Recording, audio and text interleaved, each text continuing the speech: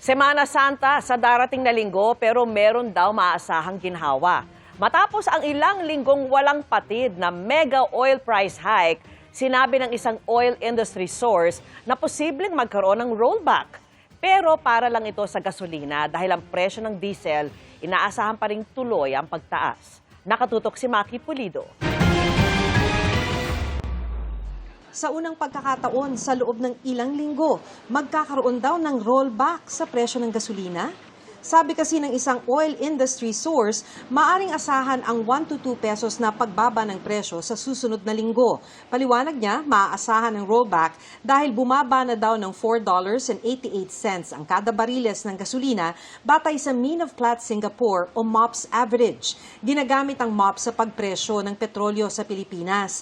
Pero may isa ring source mula sa isang oil company na nagsabi naman na hindi rollback kundi price hike ang maaasahan na pwede pang umabot ng 3 pesos kada litro. Pero pagdating sa diesel na gamit ng karamihan ng mga tsuper sa pampublikong sasakyan, tila wala pa ring patid ang pagtaas ng presyo.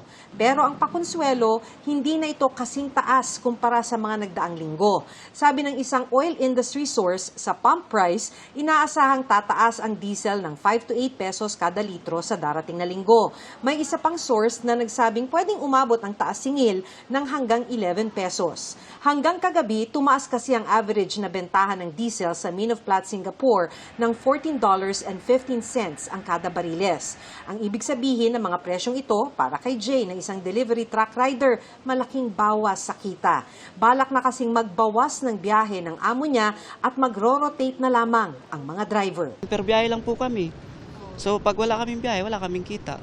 Buti yung bus namin mabait, pinapabali-bali kami pag wala kaming biyahe. Pero bali pa rin yun, pagdating ng araw, kakaltas pa rin sa sweldo namin. Para sa GMA Integrated News, Maki Pulido, nakatutok, 24 oras.